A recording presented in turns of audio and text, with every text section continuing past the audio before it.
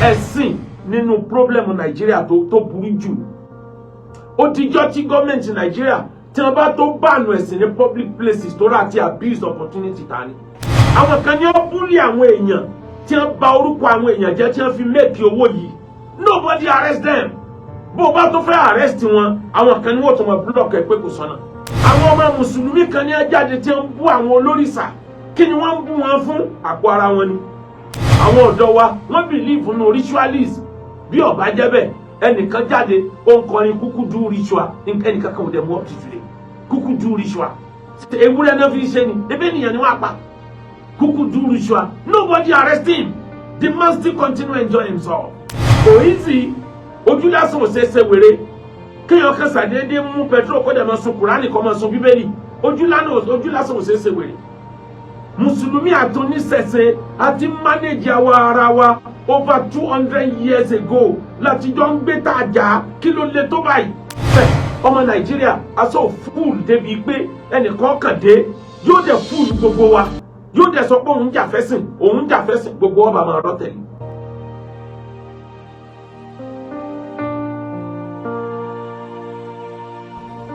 Create iṣẹ́, create employment, àfi church, àfi mọ́sálásí, àti ìṣẹ̀ṣe ritualist, kán máa fi yàn sówó, ń tá gbèrú ní Nàìjíríà nìyẹn. Bí bẹ́ẹ̀ kọ́ ẹ wo jà tí ń jà lẹ́nu ọjọ́ mẹ́ta yìí mo ti sọ láìmọye ìgbà. Ìyẹn ò kí ń ṣèjà ẹ̀sìn, ó kálukú ń jà fápò ẹni. Mùsùlùmí inú wọn tó dá wàhálà yẹn sílẹ̀, ó fẹ́ lówó túláàsì ni kò ní nǹkan kan tẹ́lẹ̀. Mo dé ilé ẹ̀ nílùú òyìnbó. He has nothing and nothing. Èló ní ń pa níbi àkúbè. Èèyàn mélòó ló ń fa àkúbè kọ́lé. Bet ọmọ Nàìjíríà aṣọ fúùl débi pé ẹnìkan kàn dé yóò dẹ̀ fúùlù gbogbo wa yóò dẹ̀ sọ pé òun jà fẹ́sìn gbogbo ọba máa rọ́ tẹ̀lé. If not, kí ló fẹ́ sọ oníṣẹ̀ṣe àti mùsùlùmí dọ̀tá tó le tó báyìí? Kí ló le tó báyìí? Ẹnìkan ò níṣẹ́ lọ́wọ́, àwọn kan ń gbé contract fún lábẹ́nú. Ìwọ máa búlì, tó bá ti ń búlì, àwọn èèyàn máa béèrè pé mo fẹ́ oògùn agbára báyìí, mo fẹ́ igbé, mo fẹ́ ayẹta.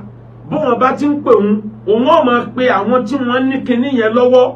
Èló ni charges yín iye báyìí ni wọ́n máa dá tiẹ̀ náà padà fún. The more he attack, the more people patronize him.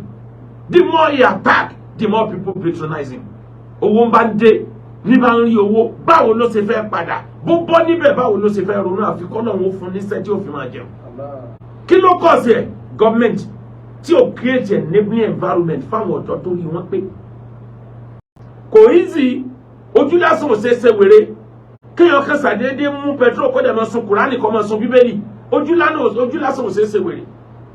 Mùsùlùmí àtúníṣẹ̀ṣe àti manage àwa ara wa over 200 years ago láti jọ ń gbé tàjà kí ló lè tó báyìí. Àwọn ọmọ mùsùlùmí kan ní jáde tí ń bú àwọn olórìṣà. Kí ni wọ́n ń bú wọn fún? Àpò ara wọn ni. A fẹ́ change Islam tó ń ṣe yóò dáa. Islam ẹ̀ bọ̀ lélẹ̀. Ǹjọ́ wọn ti wá change ẹ̀ mélòó ní ẹ̀rí change. Wọ́n tún worsen situation. Gbogbo àwọn ẹlẹ́bọ tí wọ́n jáde sórí íńtánẹ́ẹ̀tì tẹ́lẹ̀ kálukú fọ́n jáde. Kí wà ní gbogbo súnà lágbédání lẹ́yìn súnà kò sí nǹkan kan mọ́. Wọ́n dẹ̀sẹ̀ yẹn tán wọ́n rí báwọn da súnà náà rú owó tó kù bẹ́ẹ̀.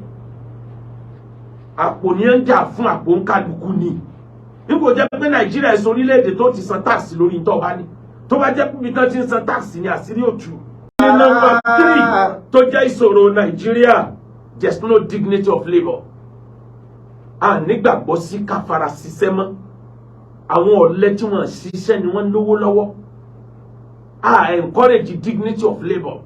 Àwọn ọmọ China wọ́n bẹ ní company Atlanta alẹ́ dàárọ̀ náà ń ṣiṣẹ́. L'Amẹ́ríkà alẹ́ dàárọ̀ ẹ̀ ń ṣiṣẹ́. Ní UK alẹ́ dàárọ̀ ẹ̀ ń ṣiṣẹ́. Ní Nàìjíríà alẹ́ dàárọ̀ àìsàn láfi ṣe ní church, àìsàn láfi ṣe mọ́sálásí, ẹbọ láfi gbé lóru, ọ̀sán tó yẹ ká fi ṣiṣẹ́, oorun lásùn bí pọ̀nmọ́. There's no dignity of labour. Anybody ló lè pọ̀ ń dolówó ní ìsìn ó dẹ̀ dolówó náà nìyẹn. Ẹ̀sìn nínú problem Nàìjíríà tó burú jù. Ó ti jọ́ tí gọ́ọ̀mẹ̀ntì Nàìjíríà tí wọ́n bá tó bánu ẹ̀sìn ní public places tó rà àti abuse opportunity Tani. Wọ́n kálukú ọmọ sí náà lábẹ́lé. Bóyá dignity of labour ó lè rise. àwọn ọ̀dọ́ wa wọ́n believe in miracle ju ká lọ ṣiṣẹ́ lọ. Àwọn ọ̀dọ́ wa wọ́n believe in ritualism. Bí ó bá jẹ́ bẹ́ẹ̀ ẹnìkan jáde ó ń kọrin kúkú do ritual ẹnìkan kan ò dẹ̀ mú up to today kúkú do ritual. Ewúrẹ́ náà fi ń ṣe ni ebe ènìyàn ni wọ́n á pa kúkú do ritual. Nobody arrest him. The man still continue enjoy himself. Àwọn kan ní ó bully àwọn èèyàn tí wọ́n bà orúkọ àwọn èèyàn jẹ́ tí wọ́n fi make owó yìí. Nobody arrest them. Bó bá tó fẹ́ arrest wọn àwọn kan ní wọ́n tó máa block ẹ pé kò sọ́nà. Irú country yẹn ò lè gòkè títí ayé. Nǹkan mẹ́tẹ̀ẹ̀ta yẹn ló lórí problem Nàìjíríà. Àkọ́kọ́ ni corruption. Ìkejì ni pé ẹ̀sìn ti da orí ọmọ Nàìjíríà rú. I live in peace. Ó pè wá ká mọ́ sẹ́sìn kájọ máa gbé lálàáfíà ká fẹ́ràn ara wa ju ẹ̀sìn tá a wà mọ́rí tó sọ wá dọ̀tá ara wa yìí lọ.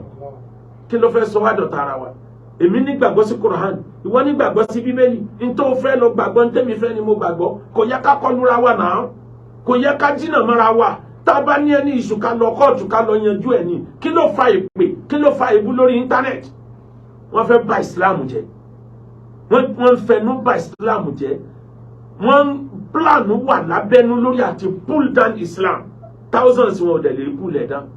Salman Rushdie ìlú ẹ̀yin tẹ́ wà l'Amẹ́ríkà tẹ́ pé wá sí ẹbá ilẹ̀ Amẹ́ríkà ní protect ẹ mọ̀ bó ṣe bóyá Salman Rushdie ṣe pẹ́ tó ní pẹ̀lú satanic fasces ẹ̀ ìwé tó wà voluminous táwọn èèyàn rà jù ní ayé ní wé Salman Rushdie ṣe Islam fọ́ọ̀dọ̀ ní àárọ̀ yìí ẹbá Amẹ́ríkà ti ń gbé tí wọ́n ti ń protect ẹ̀ kan má bàa pa ṣé bí ilẹ̀ yìí ti tó pè fún wá sí Islam yìí nǹkan kan ò lè ṣe Islam àwọn ẹni bínú Islam lọ́lọ́wọ́ bá wa yọ kúrò kí wá ní solution ká tó lọ kí magribi àkọ́kọ́ kíjọba Nàìjíríà kan kíìlì corruption kí corruption tó pa wá kan kíìlì corruption kí corruption tó pa wá ó lè lọ ẹ̀mbẹ́sù ní China tó bá lọ jí owó olùkó wọn á pa ẹni killing by firing squad ni ó lè lọ sí Yugoslavia wọn á pa ẹni ó lè lọ sí North Korea wọn á pa ẹni tó bá lọ kówó olú bẹ but Nàìjíríà ẹni tó jí owó kó lé ní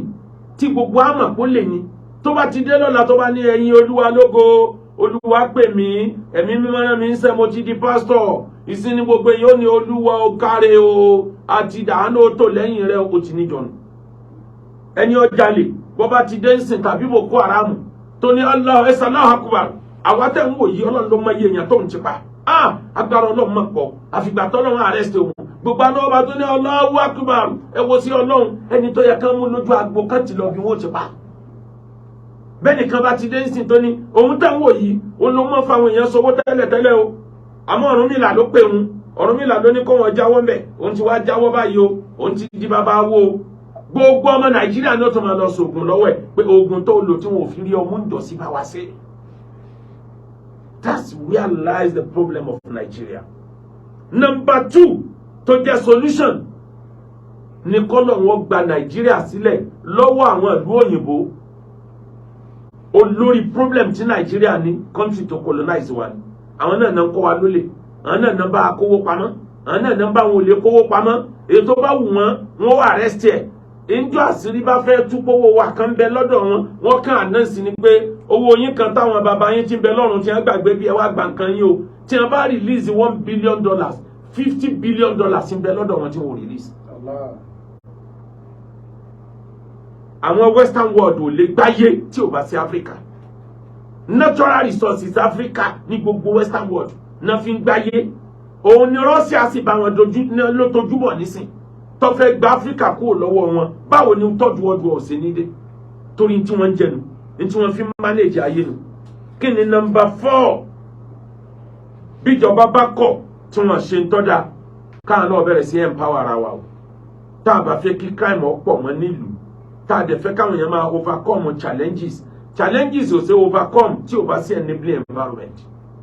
Ẹ̀yin tẹ́ ẹ jẹ́ NASFAT ẹ bẹ̀rẹ̀ empowerment ẹ̀yin tẹ́ ń bẹ nílùú òyìnbó ẹ dáwó jọ project ntí Christianity fi yàtọ̀ sí Islam nìyẹn. Christianity ń build àwọn èèyàn yẹn náà ń padà wá build Christianity ní jẹ́ church ọlọ́rẹ́ pẹ́tẹ́ wọn àdẹ̀lé kankan mọ́ wọn ìbá lọ jalè kọ́sà tí mo dà mẹ́wàá wá tí wọ́n nù mí sọ pé yẹn dá o àmọ́ ní Islam afẹ́kọ́ à ń kọ́ mosque kan lọ́wọ́ à ń kọ́ university kan lọ́wọ́ èyí tẹ́ ẹ̀kọ́ ń tó wọ́n yí táyì mú náà tọ́ àmọ́ fi yá omi dé mọ́ṣíkàrà àsìkò ebi yìí ẹ bẹ̀rẹ̀ sí empower àwọn èèyàn tẹ́ ẹ bá fẹ́ ká kó ọmọ mùsùlùmí kó ní ìsìlámù tán ẹ fura pé gbogbo àsàlátù ni òkun mọ́ Nàìjíríà ni àwọn èèyàn ò ètí Ọlọ́run tẹ̀sùbá lásán ò lè fa oúnjẹ wá mọ́ ni wọn rí ọ̀nà jẹ ẹni ó gbọ́jà sílẹ̀ oríta mo lọ sí ọjà Bọ́lá Ìgè lẹ́nujọ́ mẹ́ta ọjà tó jẹ́ pé tó bá wọbẹ̀ gbogbo ṣọ́ọ̀bù tí ń bẹ́ẹ̀ bó ṣe pọ̀ tó ariwo ọmọ lọ ní èèyàn bíi mẹ́wàá wájú ṣọ́ọ̀bù mi ò rí ṣọ́ọ̀bù ẹyọ kan téèyàn méjì ti dúró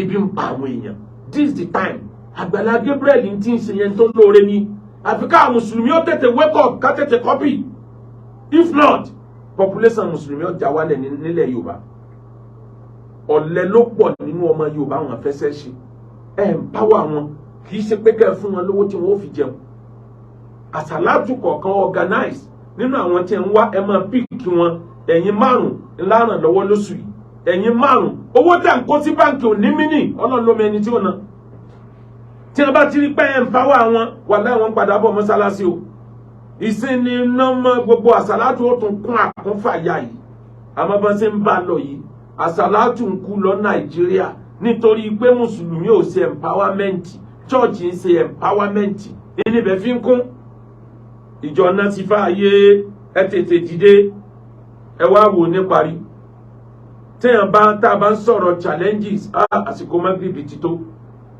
ẹ lọ wò tán Abraham Lincoln tó jẹ́ olórí Amẹ́ríkà ní 1860 over 100 years ago òun ló ti fẹ́ẹ̀lì jù nínú ẹ̀dá ènìyàn láyé tó sì padà rise ẹ wá dúró tó ṣe ẹ wá dúró àdánwò tó kàn 28 years ó dìbò councillor kò wọlé ó dìbò house of commons kò wọlé ó dìbò senate kò wọlé the man never lose hope the man never lost hope ó dìbò vice president kò wọlé kì í ṣe báwọn orin kọ̀ọ̀kan ọmọ wọlé kéékèèké àràmọ́lẹ̀ ní ń fàyè ṣe ni gbogbo àwọn nǹkan kọ̀ọ̀kan tí wọ́n fún ní Illinois bí wọ́n fún ní member house wọ́n fún ní ọ̀kan nú àwọn asòfin ìgbà yín sọ àpò bẹ̀tọ́ ọmọ ibi tóun lọ ìgbà tó fẹ́ẹ̀lì gbogbo political post Amẹ́ríkà pátápátá tí ò rí kankan mú lọ́wọ́ àwò pé yes òun ti du councillor òun ti du chairman òun ti du house of commons òun ti du senate òun ti du vice president gbogbo ẹ̀ failure ni olórí gbogbo ẹ̀ ló wọ́n dánwò báyìí lọ́ba lọ contest fún American president ní 1860 ọdún tó ẹ̀kan náà tó mú báyìí lọ wọlé president. Allah.